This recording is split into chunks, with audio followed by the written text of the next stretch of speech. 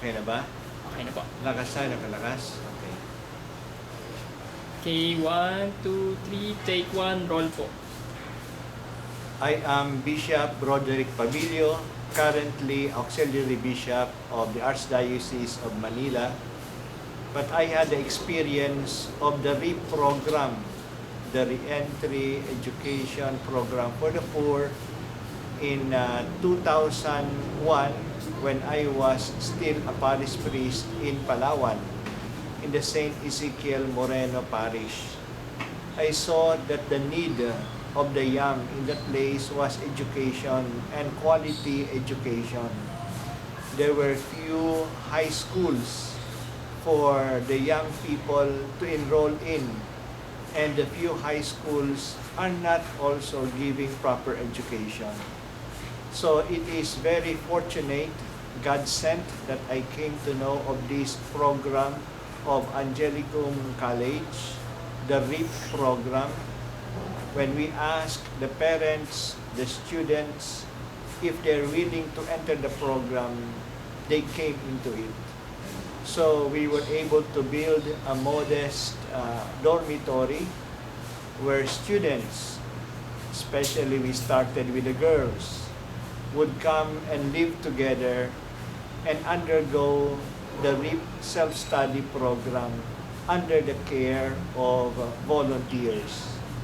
Since the parish was poor and there is no possibility of getting qualified persons paid for this job, so we looked for volunteers to tutor the students. We started with around 20 girls of high school age. They stayed together, lived together in the place, and we were able to get volunteers from Manila, from Negros, from Zamboanga, from different parts of the country to stay with them, supervise the girls in their life, and at the same time to tutor them in the program of the REAP. The REAP program sent us their own modules for studies. So there was no need of preparing materials. The materials were there. But then the girls had to be coached into the program in order that they may be able to follow up, especially since the REAP program was in English and many of our students were not capable of understanding them, although they had studied English in the elementary. But the education was poor, so they could not yet cope up with the English instructions. So we need volunteers in order to help them out. We were able to get volunteers from the Jesuits, their own students or people connected with them, and volunteers also from other schools who would come. Some volunteered for 1 year, 2 years, others would volunteer only for 2 or 3 months, and some would even come just for 1 or 2 weeks to help them out in the different subjects. So the school was able to continue in this way because of the volunteers of many people. We also got volunteers from Angelicum itself.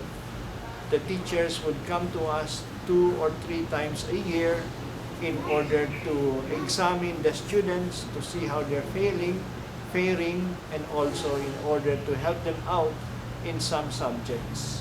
So in this way, the program was able to continue, and we were able to graduate people from Palawan. And Palawan is an island far away from Manila, from the rural area. And they were able to get education that is of the caliber of the city of Manila, of a private Catholic school education, although they're staying in Palawan, in another island.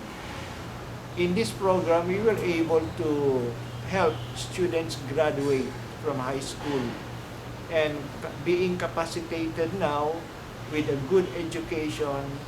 Some of them were able to get jobs, some were able to continue their own college education, or go into vocational training, and we also help them out. And with this, they were able to get along on well with life. But not only were we influencing the students, but also their own families, because the students bring the education they get to their own families, and we would ask the families to come and also give education and formation to the families on how to raise their children in a proper way. This program continued from 2001 up to 2006 only with the help of volunteers. But then in 2006, the sisters came, the FMAs, the Daughters of Mary Help of Christians. They took over the school, the dormitory, expanded it. Later on, we were also able to get boys along and to offer this also to the boys. But yet, although the program was continued by the sisters, still they were under the RIP program.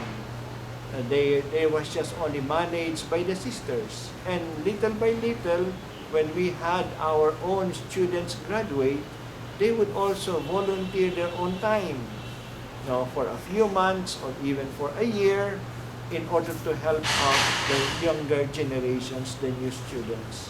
So in this way, volunteerism was promoted also among the students.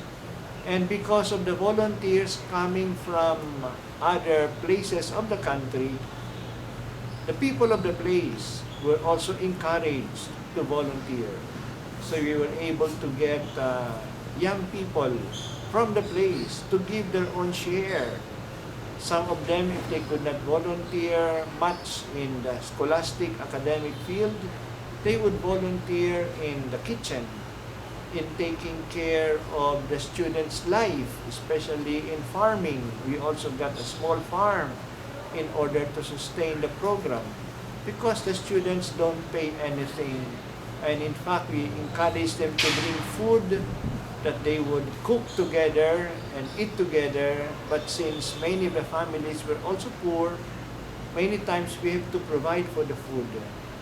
The dormitory was set up also by different civic organizations, like the Rotary clubs, like other groups who would pitch in to help build up the dormitory, and also the other things that we need for the garden and for the life of the students together. So, in the past 11 years now of the program, it has continued and helped a lot of young people and their families. Some of them were able to graduate in college and are already now working. And once they graduate from high school, we would look for sponsors that they could continue on with their college education if they're able, if they want to, or vocational education in some other places. Again, from the help of volunteers, this time monetary in the terms of money, to help them continue in their studies.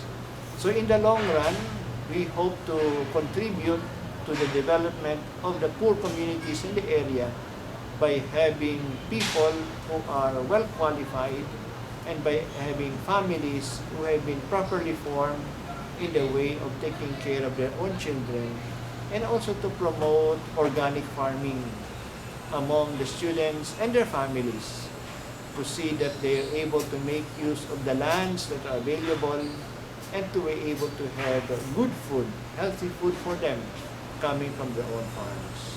So I thank very much the Angelicum College for this program of the RIC, because it has helped us, at least it has helped us to help many students and families, and all of this because of the help of volunteers.